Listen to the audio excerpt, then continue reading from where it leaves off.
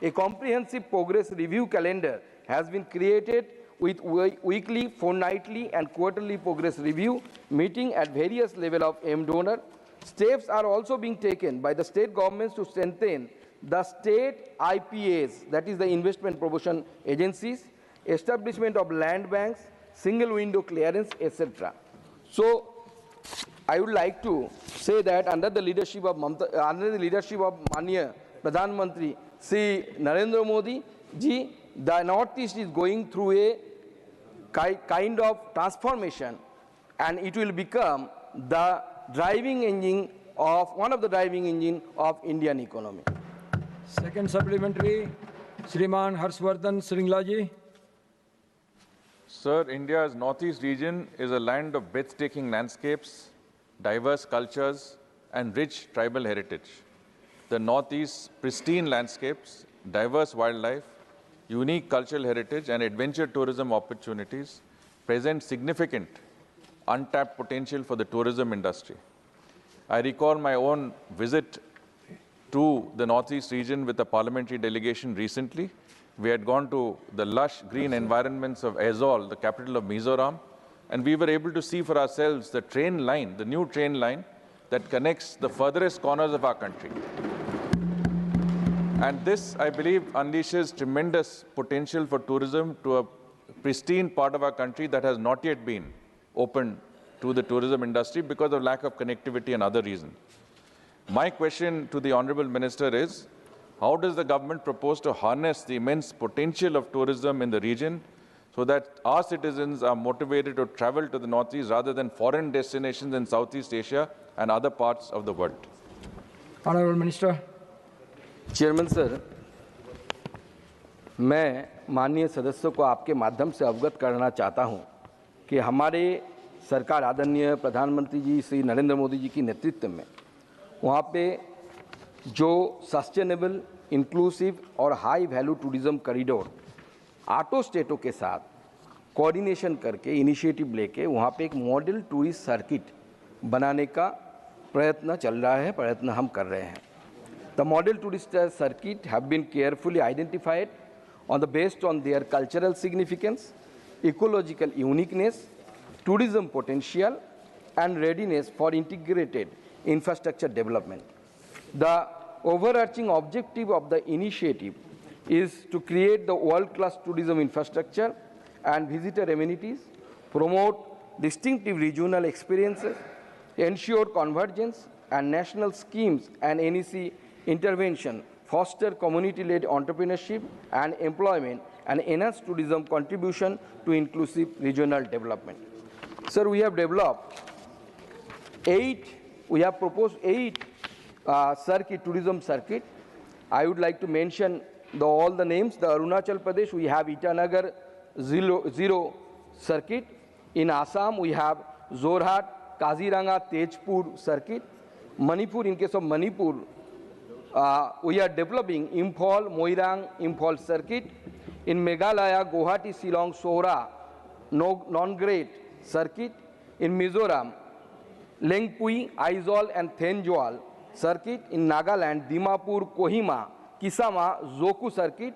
And in Tripura, Agartala, Sipaijala Wildlife Sanctuary, Tripura Sundari Temple, Gunavati Temple, Neer Mahal and Chabimura circuit.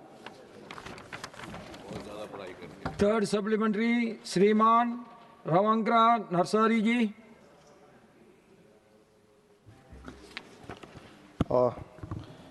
धन्यवाद sir, आपने supplementary question के लिए मुझे मौका दिया.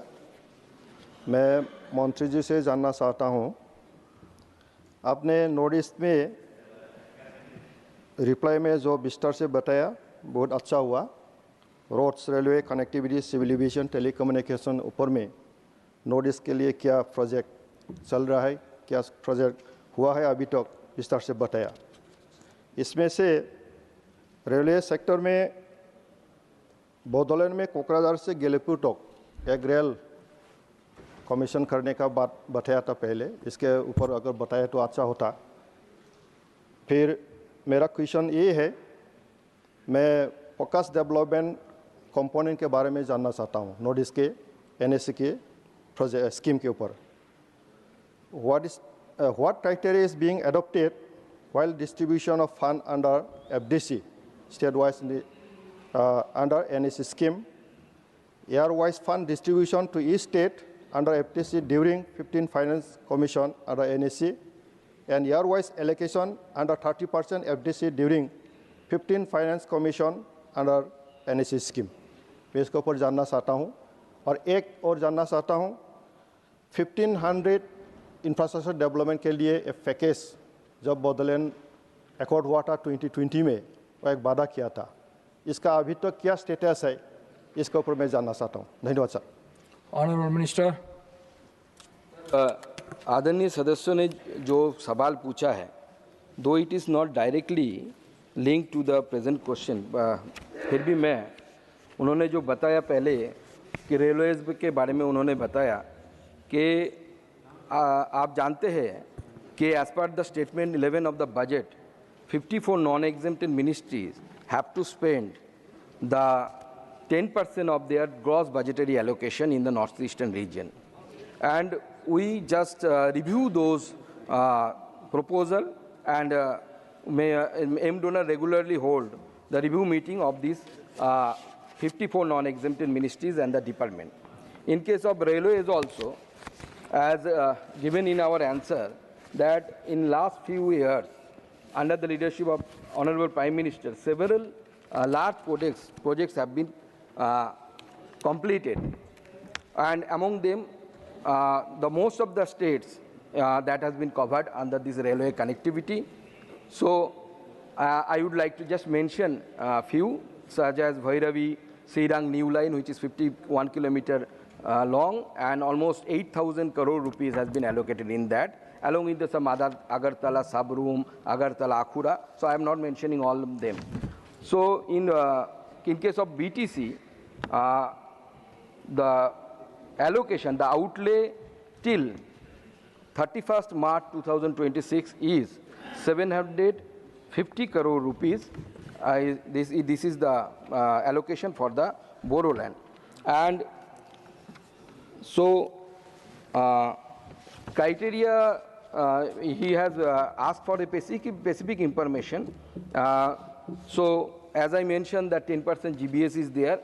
So I think if the honorable member need more details answer, so I am ready to provide him in person. Fourth supplementary, Srimati Sudha Murthy ji. Thank you, sir.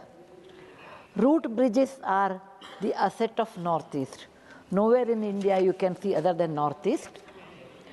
And it is a great tradition, and there is a lot of knowledge involved. It won't be done in one day, 1 year. It takes long time, and this is the traditional knowledge of the Northeast, and it should be documented properly, and it should be in terms of the video or the digital media, also in the writing. And this will be a great asset for the tourism. It will boost the tourism in Northeast. So I would like to know through you, sir, what are the methods Government of India is taking for the Northeast. I really congratulate. There is a special division is there for Northeast, and there is a special minister is there. I'm sure this additional knowledge will help boost tourism and a lot more employment. Dhanyavad. Honorable Minister. Thank you, Honorable Chairperson, sir. So, Chairman, sir. So, Honorable Member asked for the, she talked about the route bridge, and really the one word that can be used to describe the beauty of the beauty of the Northeast, that is the mesmerizing. I feel that the beauty of the Northeast is really mesmerizing for us. And then she mentioned about the route bridge, and that is maintained, obviously that is maintained by the state government, and we have proposed a circuit, tourist circuit for this area, and as I mentioned previously also. So this in the Meghalaya, we have proposed one circuit, that is Guwahati, Shillong, Sohra, and Nongret, and this Nongret is famous for this the road bridge. So this circuit which we have proposed, and we are also have the planning to train our guide, to, we are also planned to make the logos, and all these kind of new initiatives has been taken by the ministry under the leadership of the Honorable Prime Minister. So it will help to make this route bridge much more popular, and as well as as far the knowledge is concerned, I am sorry, because it is not under the purview of our ministry. So I would like to request, I can write a letter to the Honorable State Government, the Chief Minister of the State Government, to look into this. Fifth supplementary, Srimati S. Pengnan Konyak ji. Thank you, Chairman, sir. Through you, I'd like to ask the Minister, what is the progress of the Memorandum of Understanding signed between the Ministry of Development of Northeastern Region and Ministry of Foreign Affairs of the Kingdom of Thailand and Northeastern Handicraft and Handloom Development Corporation and Creative Economy Agency of Government of Kingdom of Thailand on 3rd April 2025 to institutionalize and increase bilateral cooperation in the handloom and handicraft sector? Thank you. Honorable Minister. Honorable Chairman, sir, it is, you know, this kind of bilateral treaties are not under the purview of our ministry. And this question is directly not connected. Even the main question is regarding the infrastructural projects of the Northeast. Now question number 63, Sriman Bhuvaneshwar Kalida ji. Sir. Honorable Minister. Chairman, sir, the answer is laid on the table of the House. The first supplementary, Sriman Bhuvaneshwar Kalida ji. Honorable Chairman, sir, the invention of artificial intelligence has become a global phenomenon covering multiple sectors of human life. Sir, under the leadership of Honorable Prime Minister Sri Narendra Modi ji, the Bharat Gen is the first government-supported national initiative to develop a range of sovereign foundational AI models tailored to Indian languages and social contexts. I want to know from the Honorable Minister that this is one sector, whether the government is planning to expand it to other sectors of human life. Chairman, sir, I must compliment the honourable member for having asked a very significant question, which is very relevant to the contemporary times and has futuristic bearing also. We would recall that the Honorable Prime Minister Modi ji had launched India AI mission in March 2024, and this Bharat Gen, which the honourable member is referring to, was also an outcome of the mission. And the peculiarity or the special feature of this is that this is a government-owned sovereign AI model of long language. So this is the first of its kind, which is owned by the government, but it is sovereign. And it is tailored to the Indian languages and the Indian societal text. So there are very few models like this across the world. And if you see in Asia also, we only have about 6 countries, China, Japan, Thailand, Singapore, and Malaysia, who have a long language model. But that too is not the same as ours, for the simple reason that they are a much more homogeneous society. The languages spoken across the nation are just 1 or 2. We have 22 languages in the 8th schedule. And as the honourable member is referring to the expansion part of it, we have already completed 15 languages. And I think we will be completing the rest of the remaining, and we'll be complete with 22 in this month itself. And out of those 22, because this has 3 modules, the text, the speech, and vision. And then, of course, the dedicated domains like Ayurvedic, Agri, and legal system. So all the 22 will have text completed by this month, and 15 will have also the speech and the vision model. And therefore, this is going to be a huge game changer for all the stakeholders. Second supplementary, Sriman Bhuvaneshwar Kalida ji. Thank you, Honorable Chairman, sir, for giving me the second supplementary. Honorable Minister has said in his reply that 2 technology innovation hubs, namely one in Mumbai, IIT Mumbai, and one in IIT Madras has been set up. And also,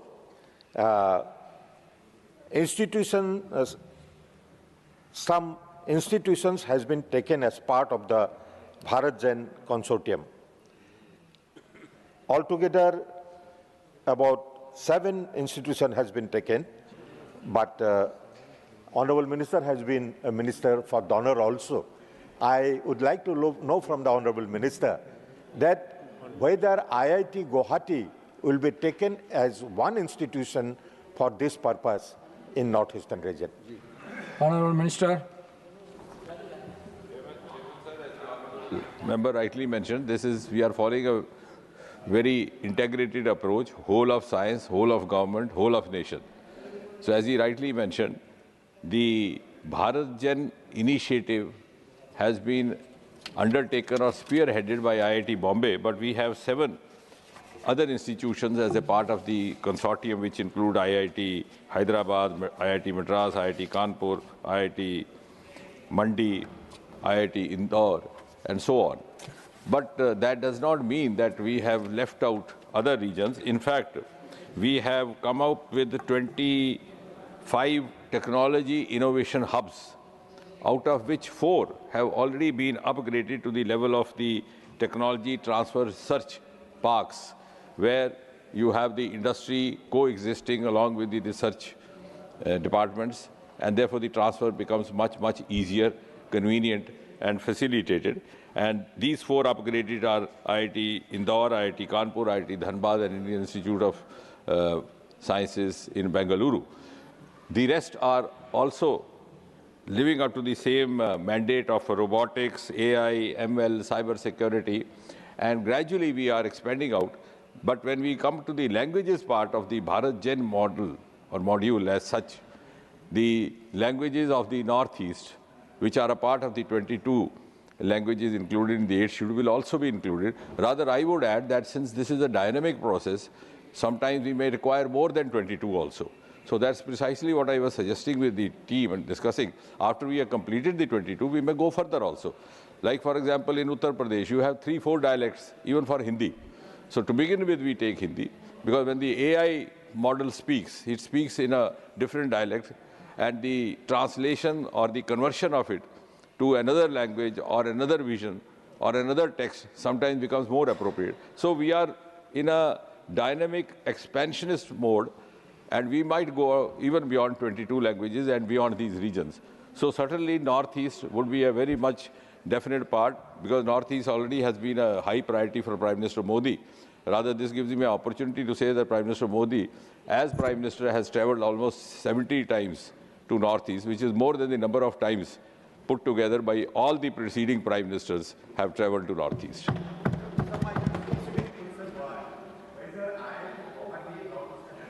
Can be taken as hub. Is the government planning to do that? Yes, certainly. We have not ended this process, though. For the time being, 25 technology innovation hubs have been opened, and we are then in the crossing mood, because this is a part of a larger ecosystem which also includes the Anusandhan National Research Foundation. So they are already into this, to include even those institutions, because one of the motives behind having National Research Foundation was that there was sometimes an input or a grievance for certain quarters that some of the first-line institutions got a better treatment because of the better infrastructure. So in order to democratize that, we already have put an infrastructure in place. That also this government did. And certainly IIT Guwahati would also be part of it. Third supplementary, Sriman Raghav Jataji. Thank you, sir. Sir, the biggest constraint today in India's AI ambitions is not funding, is not capital, is not talent. It is computational resources, in particular GPUs. The biggest bottleneck is the rising GPU cost and the global GPU supply chain issues. This potentially could choke India's data center ambitions, as well as our ambition of training advanced AI models. Therefore, through you, I would like to ask the Honorable Minister that currently India's compute pool of GPUs is approximately 34,000. 34,000 GPUs, which is a very small number compared to the global scale required for training advanced AI models. Therefore, I would want the Honorable Minister for Science and Technology to specifically point out the targets, the timelines, and the geopolitical engagements that have been set in motion to secure predictable access of our computational resources, in particular the GPUs. Honorable Minister. Chairman, sir, I think the honourable member has pointed out something which is quite known to all. Of course, the GPU is at the core of the entire exercise that we do.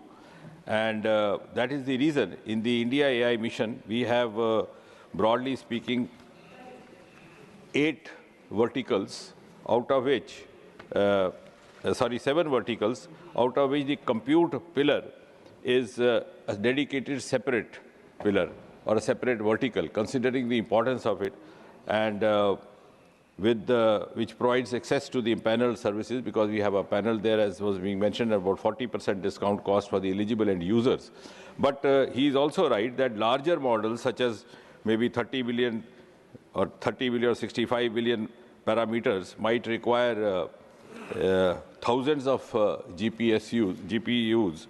And therefore, though through India, the AI mission compute is being granted access to the other sources as well. So we are, as I said, in an evolving mode. The mission has just started, but we are very conscious and aware of all these challenges. And of course, as far as the funding is concerned, I think one good initiative undertaken by this government is that we have opened up to the private sector now.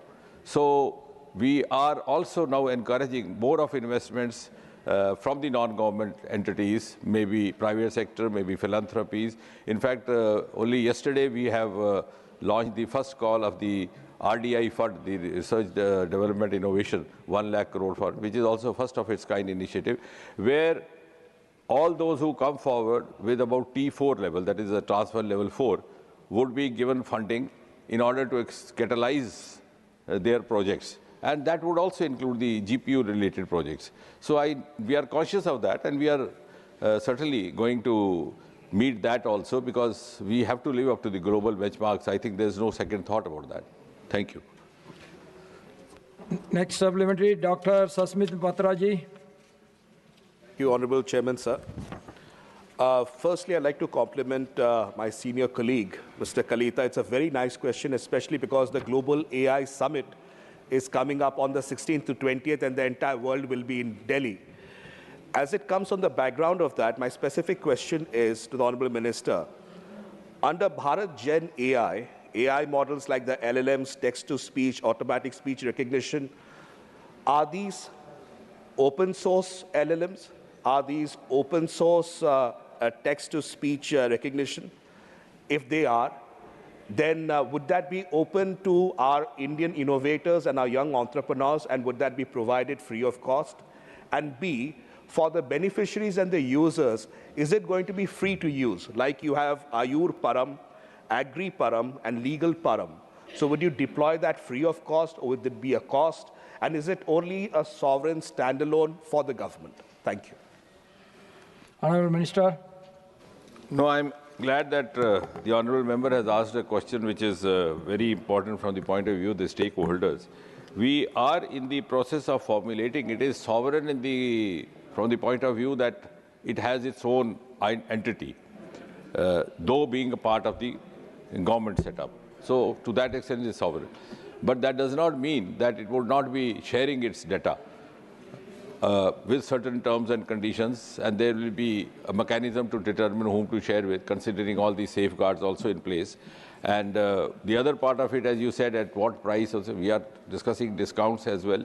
And that will be worked out, because right now, as I said, we are almost reaching the completion of this process. Maybe this month itself we'll be completing the 22 languages. And then, of course, we would also work on that. And as the things move on, because this is very, very dynamic, what we are discussing today, maybe thinking about tomorrow, would be not relevant tomorrow. So we are definitely open to all this. Fifth supplementary श्रीमान महेंद्र भट्ट जी। माननीय सभापति महोदय, मैं माननीय मंत्री जी ने अपने उत्तर में बताया कि भारत जैन के एआई मॉडल में 22 भाषाओं में से 15 भाषाओं को सम्मिलित कर दिया गया है। मैं माननीय मंत्री जानना चाहूँगा कि शेष 7 भाषाओं को इसमें सम्मिलित न होने के क्या कारण रहे हैं तथा इन भाषाओं को कब तक भारत जैन में एआई में मॉडल में सम्मिलित कर दिया जाएगा। Honourable minister. नहीं, इसमें धन्यवाद अध्यक्ष सभापति जी, जो हमारे माननीय सदस्य ने पूछा है। इसमें कोई सिद्धांतिक कारण या कोई ऐसा कारण नहीं है, क्योंकि ये प्रक्रिया अभी चल रही है। तो उस प्रक्रिया के तहत 22 भाषाओं में प्रक्रिया संपन्न हो चुकी है लगभग, और इस महीने शायद हो जाए पूरी तरह।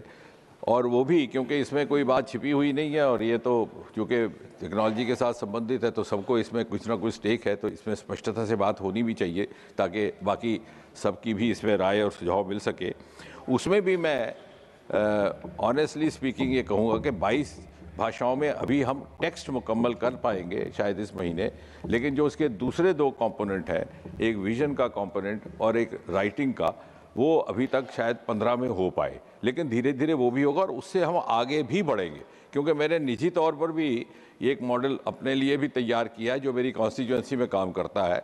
उसमें हमने कोई ऐसे मॉडल्स भी तैयार किए कि वो अगर मान लीजिए तमिल बोलते हैं तो वो तमिल उसी एक्सेंट में बोलेगा जिस उस गांव में बोली जाती है। तो लेकिन उसके लिए हमें डाटा और इकट्ठा करना पड़ेगा। तो इसीलिए मैंने ये कहा कि हम 22 भाषाओं के बाद उसको आगे भी बढ़ाएंगे, और निश्चय ये प्रक्रिया भी समाप्त नहीं हुई, ये आगे तक चलेगी, और आगे जैसे जैसे इसमें कुछ और आयाम जोड़ेंगे इसको हम आगे भी बढ़ाएंगे। नाउ क्वेश्चन नंबर 64 श्रीमान ब्रिजलाल जी। सभापति महोदय, question number 64। Honourable minister. Chairman sir, उत्तर सभा पटल पर रखा गया। फर्स्ट सप्लीमेंट्री श्रीमान ब्रिजलाल जी। धन्यवाद चेयरमैन सर। सबसे पहले मैं प्रधानमंत्री जी को, अपने कानून मंत्री जी को साधुवाद देता हूं, जिन्होंने नालसा वीर परिवार योजना 2025 लागू किया। महोदय, ये योजना रक्षा, सीएपीएफ, उनके सर्विंग सेवानिवृत्त जवानों और आश्रित परिवारों को कानूनी सहायता देने के लिए बनाई गई है। महोदय, मैं यूनिफॉर्म सेवा में रहा हूं और मैं इन जवानों के दर्द को समझ सकता हूं। महोदय, उत्तर प्रदेश सबसे बड़ा राज्य है और सबसे ज़्यादा आर्मी में, पैरामिलिट्री में उत्तर प्रदेश के जवान हैं। मैं माननीय कानून मंत्री जी से पूछना चाहता हूं कि उत्तर प्रदेश में इस योजना के अंतर्गत लाभार्थियों में श्रेणीवार, जैसे विधवाएं, आश्रित और पूर्व सैनिक के विवरण संकलित किया जा रहा है? यदि हाँ, तो तर्क संबंधी विवरण क्या है? Honourable minister. Thank you chairman sir. माननीय सदस्य ने जो प्रश्न किया है, ये हमारी एक महत्वपूर्ण योजना है सर, वीर परिवार सहायता योजना। जो हमारे सैनिक सीमा पर लड़ते हैं, देश की सुरक्षा करते हैं और सुदूर क्षेत्रों में रहते हैं, तो ऐसी परिस्थिति में अगर उनके परिवार में कोई झगड़ा हो गया, कोई ज़मीन का विवाद हो गया, कोई उत्तराधिकार से संबंधित कोई मामला आ गया, कोई फैमिली डिस्प्यूट आ गया और विरासत या पेंशन संबंधी कोई मामला आ गया, तो वो वहाँ ड्यूटी कर रहे हैं। तो तय किया गया कि हमारी जो नालसा है उसके साथ एक योजना बनाई जाए, और इसका जो शुरुआत की गई है वो श्रीनगर में 2025 में की गई वीर परिवार सहायता योजना नालसा के माध्यम से। वो वहाँ ड्यूटी करें, हमारे सेना के जवान या कोई ऑफिसर भी हो सकता है, पैरामिलिट्री फोर्सेज का भी हो सकता है। कोई लीगल झगड़ा आ गया है तो हम उसको यहाँ सेटल कराने के लिए, लीगल सहायता कराने के लिए जो हमारे जिला सैनिक बोर्ड होते हैं, राज्य सैनिक बोर्ड होते हैं, उनमें हम आर्टिकल 39A के तहत उनको सहायता उपलब्ध कराएंगे। लीगल सर्विस क्लिनिक कि पैरालीगल वॉलंटियर्स और पैरा पैनल एलिजिबल केसेस की पहचान करके उसके डिस्पोजल हेतु मदद करेंगे। उनको यहाँ आने की जरूरत नहीं होगी ताकि वो अपनी ड्यूटी आराम से कर सकें। जहाँ तक इन्होंने उत्तर प्रदेश से संबंधित डेटा पूछा है, चूंकि योजना 2025 में ही लागू हुई है, निश्चित रूप से जो इन्होंने जिस कैटेगरी की बात करी है उनके डेटा भी हम तैयार करेंगे। धन्यवाद।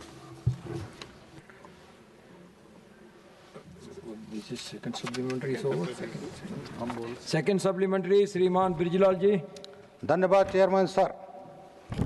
अभी कानून मंत्री जी ने बड़े विस्तार में बताया है कि ये योजना लागू की गई है कि जो जवान दूर दराज इलाकों में सेवा कर रहे हैं उनको छुट्टियां नहीं मिलती और उनके परिवारजनों को इनमें कानूनी सहायता में कोई दिक्कत ना हो।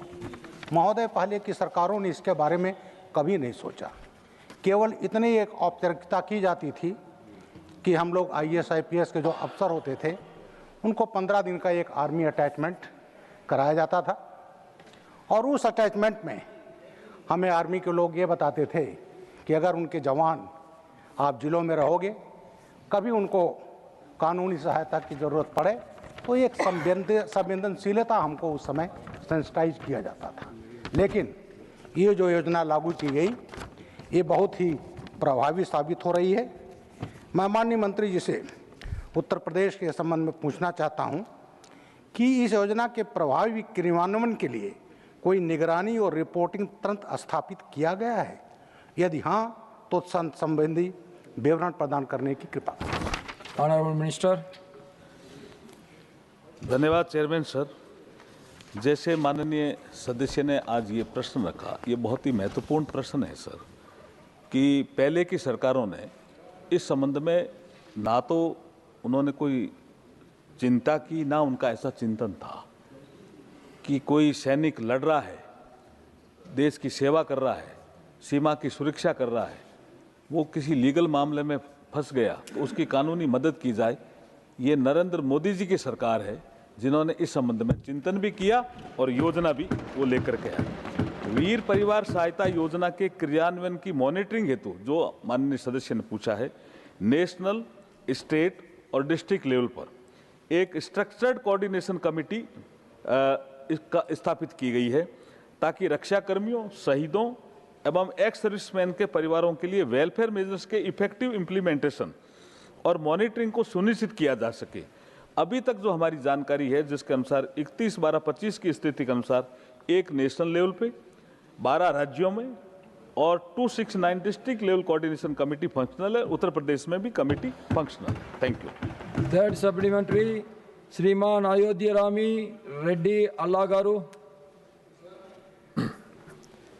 Sir, I would like to ask Honorable Minister through you, what role do para-legal volunteers play under the scheme and what training is being provided to ensure sensitivity and subject matter expertise in defense-related legal issues?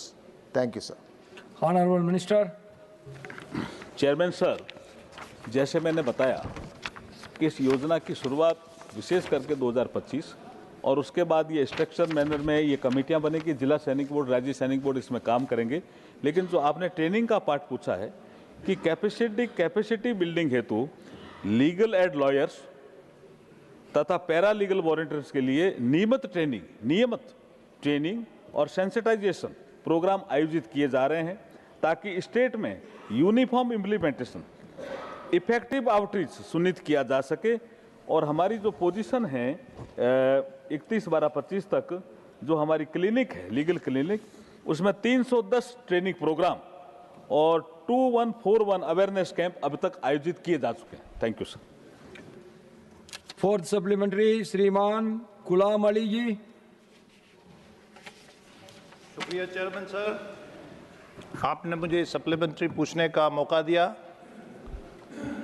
Sir, मैं जम्मू कश्मीर से आता हूं और मैं देश के वज़ीर आज़म साहब का और वज़ीर कानून का, मैं जम्मू कश्मीर के लोग और हम सब मशकूर हैं कि पिछले 70 सालों में जिस तरह के हाई कोर्ट की जजेस की तादाद 820 से 1122 हुआ है। सर, शेड्यूल ट्राइब जजेस तो वहाँ हाई कोर्ट में मेरिट्स पे आए, लेकिन उनकी तादाद बहुत कम है। इसके अलावा सर, जो सरकारें दिल्ली में रही हैं, शेड्यूल कास्ट जो वहाँ 7.5% टोटल पॉपुलेशन है, और शेड्यूल कास्ट जो जज है वो हाई कोर्ट में अभी तक नहीं पहुँचा है।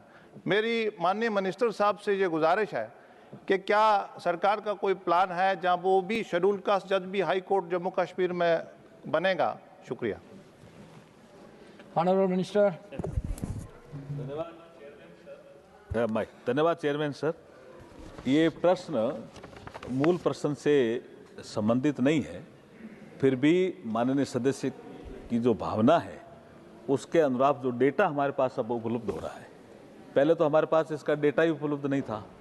कितने एससी के जज हैं, कितने एसटी के जज हैं, कितने ओबीसी के जज हैं, ये डेटा हमने नरेंद्र मोदी जी की सरकार आने के बाद ही उपलब्ध करना शुरू किया है।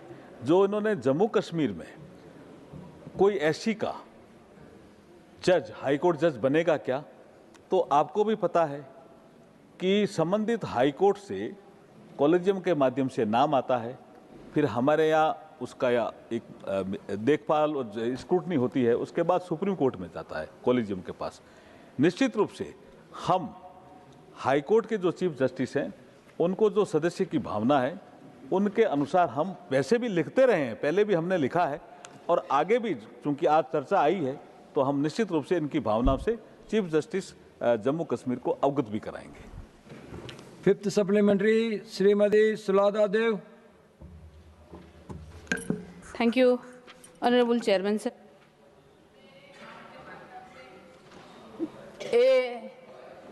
माननीय मंत्री जी से ये जानना चाहती हूँ कि ये जो वीर परिवार सहायता योजना 2025 है, ये बहुत अच्छी स्कीम अच्छी है, क्योंकि जहाँ पर सच में हमारे जो सैनिक रहते हैं वो बॉर्डर पे लड़ते हैं, फिर उनके घर का जो लॉ एंड ऑर्डर कभी कभी प्रॉब्लम होता है, उनके लिए कोई नहीं होता, वो लीगल एड देना चाहिए। मगर चिंताजनक बात ये है, जो सोल्जर्स बॉर्डर पर लड़ते लड़ते यंग एज में जो जवान हमारे शहीद हो जाते हैं और अगर वो शादीशुदा होते हैं, उनके जो जितने सारे बेनिफिट्स होते हैं डेथ के बाद में, वो सारे उनके पत्नियों को मिलती है। ये मिलना भी चाहिए, मगर क्या होता है ना, जो यंग पत्नियां होती है कभी कभी वो दूसरे जगह पर अपने दूसरा फैमिली भी बैठाती है, वो भी होना चाहिए। मगर ये क्या होता है ना, जो उनके जो पेरेंट्स रहते हैं, जो बुजुर्ग रहते हैं, उनके जो अनमैरिड भाई बहन रहते हैं, पढ़ाई लिखाई करते हैं, और वो एक ही नौजवान था जो वहाँ पर जवान था, उनके घर में जो रोजगार क्षम था, वो उनके डेथ के बाद में उनके परिवार में बहुत सारे फाइनेंशियल क्राइसिस होते हैं। वो जो सारे पैसे और सारे बेनिफिट्स वो उनके मिसेस लेके जाते हैं, उनके चलते क्या ऐसा कानून बनाया गया है कि कुछ सहायता मिल सके। और ये जो वीर परिवार सहायता योजना जो ये है, उसमें कितने केसेस दायर हुए हैं, और ये सेंट्रली मॉनिटर हो सकता है कि नहीं, हो रहा है कि नहीं। अगर सेंट्रली मॉनिटर ना हो तो फिर स्टेट में कुछ प्रॉब्लम भी आ सकती है। इसको शायद सेंट्रली मॉनिटर अगर ना किया गया हो तो करने की मेरी गुजारिश है। Thank you so much. Honourable minister. Thank you chairman sir. माननीय सदस्य ने जो प्रश्न किया, उनके दो पार्ट हैं सर। एक पार्ट तो ये है कि वीर परिवार सहायता योजना में मॉनिटरिंग का सिस्टम क्या है। तो जैसे मैंने पहले बताया कि हमने इसको नेशनल लेवल पे, स्टेट लेवल पे और डिस्ट्रिक्ट लेवल पे एक कोऑर्डिनेशन कमेटी बनाई है, और नेशनल लेवल पे भी एक कमेटी काम कर रही है, और 12 राज्यों में भी कमेटी काम कर रही है, और 269 डिस्ट्रिक्ट लेवल कोऑर्डिनेशन कमेटी भी फंक्शनल है, काम कर रही है। तो मॉनिटरिंग की व्यवस्था पूरी है, ट्रेनिंग की व्यवस्था भी पूरी है। लगातार हम मॉनिटरिंग कर रहे हैं, कोई केसेज आया उसमें सहायता मिली कि नहीं मिली, इसकी रिपोर्ट भी हम जिला सैनिक बोर्ड और राज्य सैनिक बोर्ड से लेते हैं। जो दूसरा प्रश्न किया वो इस प्रश्न से बिल्कुल ही संबंधित नहीं है। प्रश्न सेंसिटिव भी है, और सुप्रीम कोर्ट में इस विषय पे भी चर्चा हुई कि पहला अधिकार पत्नी को, उसके बाद माँ बाप को भी अधिकार मिले। इस संबंध में सुप्रीम कोर्ट में मामला विचाराधीन भी है। धन्यवाद। नाउ क्वेश्चन नंबर 65 श्रीमान मदन रद्दौर जी। धन्यवाद सभापति महोदय। 65 Honorable Minister. Honorable Chairman, sir, a statement is laid on the table of the House. First supplementary, श्रीमान मदन राठौर जी। धन्यवाद सभापति महोदय। मैं आपके माध्यम से मंत्री जी से जानना चाहता हूं कि कॉन्फ्रेंस ई पॉलिटिकल क्लियरेंस सिस्टम क्या है और कॉन्फ्रेंस ई पॉलिटिकल क्लियरेंस सिस्टम के लिए कौन आवेदन कर सकता है? Honorable Minister.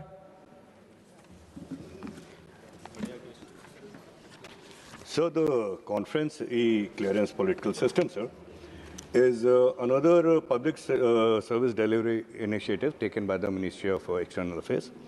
So this is under the visionary leadership of Prime Minister Shri Narendra Modi ji, where the focus is on modernizing consular and citizen-centric services that can be provided by the ministry, sir. So this conference clearance system is a single window portal, sir, and it is an automated web-based application developed by our ministry in March 2025. And the objective is to streamline the process for granting political clearance to foreign nationals to attend or participate in conferences, seminars, workshops, sports events, or other events which are organized in our country by either our government, sir, or even by private bodies.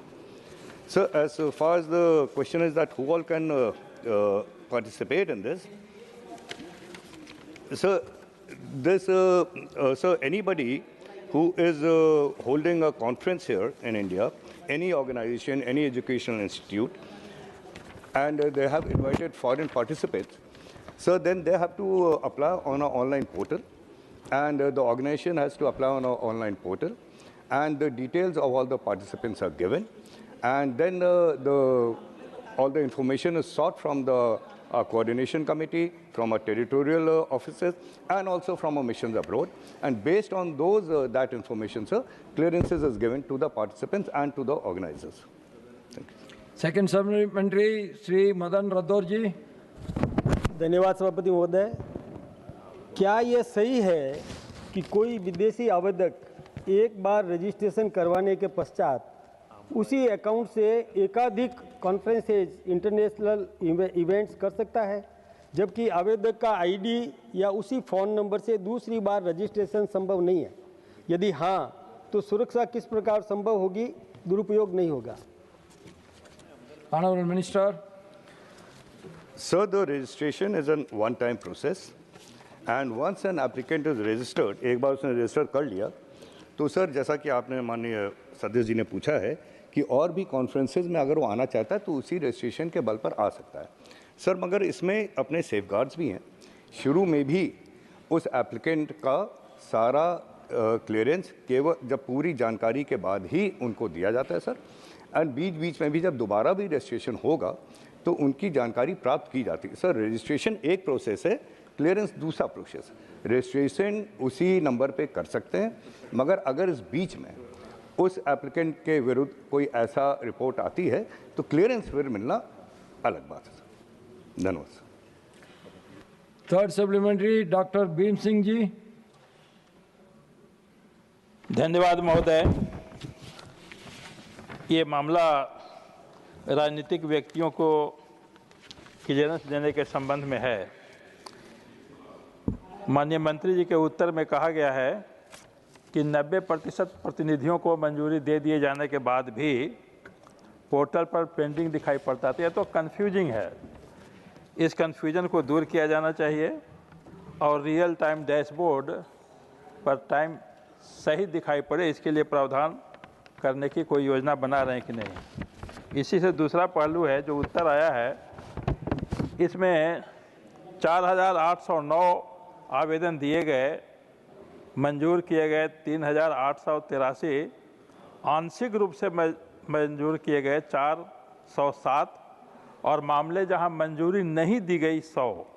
हम ये जानना चाहते हैं कि आंशिक रूप से मंजूरी देने का क्या अभिप्राय है, आंशिक रूप से क्या हुआ, या तो होगा या नहीं होगा, और जो जहां 100 मामले जहां इन्होंने नहीं दिया है मंजूरी, उसके क्या कारण रहे? Honourable minister. So the members sought to know that why are they partially cleared applications and जो 100 जो clearance नहीं grant किए गए वो क्यों है सर? सर partial clearance का मतलब ये होता है सर कि जब एक कोई भी Now the organization House stands adjourned to meet at 2 p.m.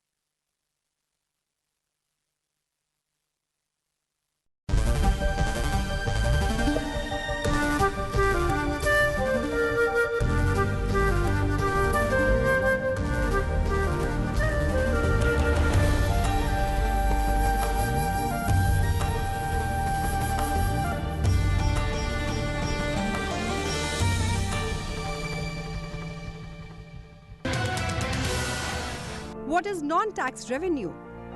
These are revenues generated from various services like medical services, electricity, and transport provided by the government. All receipts and expenditure from railways are routed through the Consolidated Fund.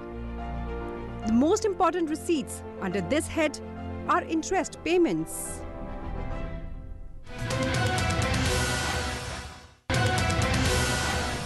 What is Consolidated Fund?